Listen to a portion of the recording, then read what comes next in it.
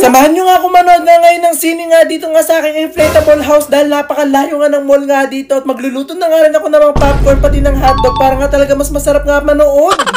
Alas 9 na nga to ng gabi nung naisipan ko nga na manood nga ng sine nga dito nga sa aking inflatable house para nga talaga hindi ako maboring. Gusto ko nga talaga manood nga ng palabas kaso napakalayo naman nga ng mall nga dito nga sa amin kaya gagawin ko na nga lang ng paraan dito nga sa aking inflatable house. Kaya naman agad-agad ko na nga nilabas yung mga kailangan ko nga nagamit para nga makanood nga ng sine nga dito nga sa aking inflatable house katulad nga nitong projector. Kaya naman agad-agad na nga ako pumasok nga dito nga sa loob ng inflatable house ko para nga ikabit nga tong screen na pagtatamaan nga nitong projector. Sa labas nga sana nga nitong inflatable house ko nga ako manonood sana nga ng sine kaso napakalakas nga ng hangin nga sa loob at talagang tinatangay nga tong widescreen na kinakabit ko. Kaya buti na nga lang talaga naisipan ko nga na dito na nga lang ako sa loob para nga talaga mas maganda. Kaya naman nung naayos ko na nga yung projector nga sa loob nga ng inflatable house ko, lumabas na nga ako dito para nga magluto nga ng kakainin ko habang nanonood nga ng movie. Medyo natutuwa pa nga ako dito kasi ito nga popcorn maker nga na binili ko yung parang pang literal na sinihan nga talaga sa sobrang laki. Kaya nung nasetup ko na nga yung popcorn maker ko, kinuha ko na nga yung mga pang popcorn ko para nga makapagluto na nga ako.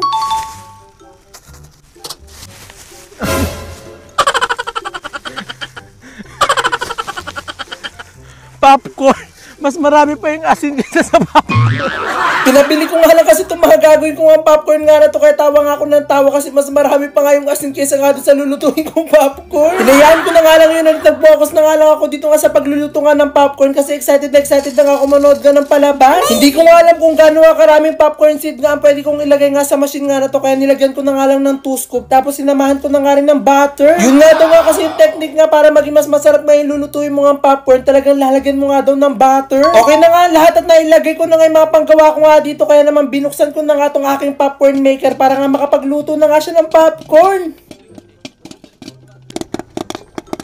At mukhang hindi ko na nga talaga itong lalagyan nga ng asin kasi dun pa nga sa nilagay ko nga ang butter talaga nagkaroon na nga siya ng lasa kaya okay na nga yun. Kaya naman nung natapos na nga ako magluto nga ng popcorn, isusunod ko naman nga lutuin nga itong hotdog. Ganito nga kasi kadalasan nga yung binibili ko nga pagkain kapag nanonood nga ako ng mga sine nga sa mall talagang hotdog at popcorn. At sa sobrang excited ko na nga manood nga ng palabas talagang hindi ko nga namalayan na meron pa nga plastic nga itong isang hotdog nga na pinipilito ko. At ito na nga finally naluto na nga rin yung mga pagkain nga nakakainin ko nga habang nanonood nga ng palabas kaya naman agad-agad na ako pumasok nga sa loob para nga i-set up na nga to at maghanap man na panonoorin. Hindi na nga rin ako nagbukas nga ng aircon nga sa mga oras nga na to kasi napakalamig na nga sa labas at talaga pumapasok yung lamig dito nga sa loob. At dahil nga 2-in-1 nga tong binili ko nga na inflatable bed talagang pwede siyang gawing sopa at kama kaya ginawa ko na nga siyang sopa para dito nga ako uupo habang nanonood. Kompleto na nga lahat at talagang ready na nga talaga at manonood na nga ako kaya naman agad-agad ko na nga rin pinatay nga yung ilaw. Gusto ko nga sana nga manood nga ng palabas nga na to habang bukas nga yung ilaw kaso hindi nga pwede kasi hindi ko nga talaga makikita yung pinapanood ko dahil nga projector nga yung gamit ko. At talaga namang enjoy nga ako dito kasi pinapanood ko nga na Pinoy movies nga kasi action nga to. Kaya kada suntok nga ng bida nga sa palabas talagang nadadala nga ako.